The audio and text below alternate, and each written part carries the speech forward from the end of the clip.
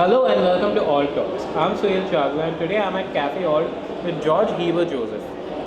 George is the CIO and CEO of ASK Investment Managers and he's the CIO and CEO of the equities in particular. George, welcome to CafeAlt and how do you feel today? It is great. It is a wonderful experience, coming to Cafe Hall. Alright, and I'm going to be asking you a few questions about the PMS industry. So the first question I have is the PMS industry has had a lot of growth in the past couple of years. What do you think is driving the current growth and do you think this growth is sustainable for the future? This is more structural in nature. It's the financialization of the economy is happening at a faster pace, and it is going to accelerate in the next 5-10 years. So the requirement for alternative investments like PMS, AIFs is going to be only increase, and plus the disposable income is increasing with people. So all put together, it is a fantastic growth opportunity I see for the PMS, AI, for all the entire alt space. Alright, and my next question is in terms of growth, is there any regulatory or structural change from SEBI that is needed for the PMS industry to reach that next level of growth? So there are a lot of regulations which has come in, which is very handy for the industry, and that is why the growth has been unprecedented in the last 5 years. And I believe that taxation is one of the element which, if it is straightened up for all types of platforms which SEBI gives license on, it can be very beneficial for the investors. And my next question is in regards to distributors. Now, a great deal of what led to the mutual fund industry's growth was the amount of MFDs that were present. Right now, there are about 2 lakh MFDs present, while if you look at PMS, it's a fraction of that. So, what do you think needs to be done to bring in more distributors to the PMS side of things? PMS, the ticket size is 50 lakh rupees and above. So the reason for a client to buy a PMS is very different compared to a mutual fund. So the clientele are different, the requirement, the risk profile is different, and also the needs are different. So to my mind, it is a very specialized way of creating personalized portfolios for clients is what PMS is offering, right? And which may not be possible to be offered to every client in the country, but at the same time there are clients who are very relevant, and their ticket size which they can clearly take care will be can be looked at. So the nature of the clients, since it is not going to be too many compared to a typical mutual fund offering, the need for the mutual fund distributors also are lesser. So that's how I look at it. So may not be many changes to be done for that purpose, but once the taxation regime becomes favorable for PMS, mutual fund, AIs, all, then it will become a very good level playing field for the mutual fund distributors also pitch PMS for the clients. Right, and great insights there. But I wanted to ask you, how do you think the SIF introduction, the specialized investment fund, will affect the PMS industry? I don't think it will affect per se, because the need for PMS for an ultra HNI client or HNI client is that he gets a personalized portfolio. Be it SIF or be it a mutual fund, you can't create a personalized portfolio for a client. That is the biggest advantage for as an offering when you give to a PMS client. The client comes in, gives money, you can create a portfolio which is more personalized for his requirements then and there, which is not possible in any other fund structure. So I see there is a lot of merit for PMS to coexist, and mutual fund also, and even alternate investment funds, each one will have their own ways of creating their own market, and SIF specifically, which will not eat into or cannibalize into PMS market, is what my belief would be. Right. Thank Thank you for those enlightening insights. And now I'm going to move on to another section that we have. We call it the rapid fire round. So I'll just ask you some rapid fire questions. Sure. And you tell me the first thing that pops up in your mind. The first question is, what is one jargon in finance that you would like to ban? You want to get rid of it? Jargon. Anything, a phrase even. I would say, this time is different. Is a typical saying, but most likely the history repeats or history rhymes, right? So it may not be very different. Most likely markets behave in the same manner. The herd mentality remains the same.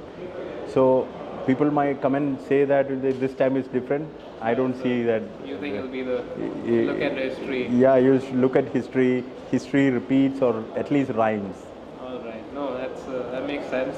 And my next question is, if SEBI were to give you a magic wand for one day, the regulator were to give you a magic wand and you can make any change you want, what's the first change that you would make?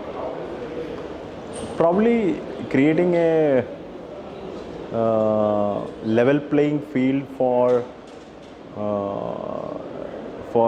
all the SEBI approved platforms, so that every distributor, the access to that particular platform, be it PMS, AIF, offshore, SIF, or any kind of PMS platform, any kind of platform which SEBI approves, I think it should be on the same level playing field. For how to create a level playing field for accessing it by a distributor or otherwise, or for a client to access, how to create a very seamless level playing field is what the only thought I will have. That's the first thing you'd use your magic wand on. Yeah.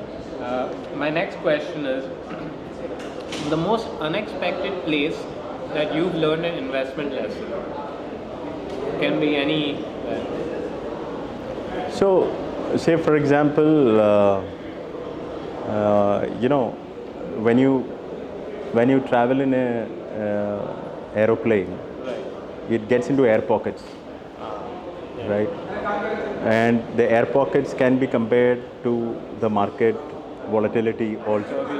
Turbulence, right? So people say that okay, the plane has gone into 500 meters down into an air pocket, and those kind of air pockets, after that the plane comes back, right? So the same way market behaves. Market goes into air pockets, market goes into turbulence, and again it comes back to normalcy. So whenever, and probably I have become more cynical in my behavior itself after thinking about all these things. This was a real life incident. I was traveling from Frankfurt to US in Continental Airlines, and the flight dropped almost 500 meters. Wow. So people all were scared and screaming in the flight. So I was sitting cool. So the person sitting next to me asked me, George, what happened? Why how come you didn't feel anything? I said, we are market people. We feel like whatever falls, comes back. So I was keeping quiet. Anyway, nothing can be done. There is no belief in science, belief in God at that point in time, right? So sit quiet, relax, comes back.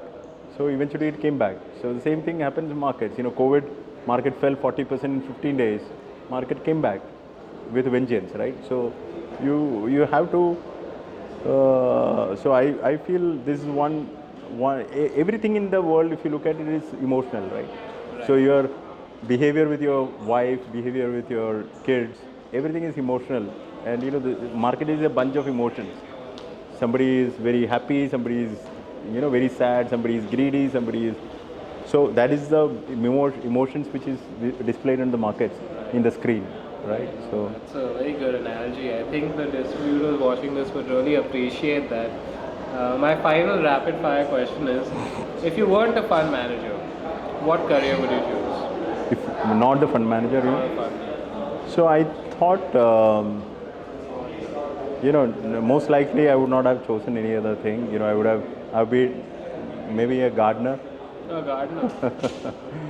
Yeah, or probably creating good gardens. Very cool, calm. Yeah, cool, collected. calm, Yeah. very silent place. Maybe I would have done that, but because from my childhood, I used to,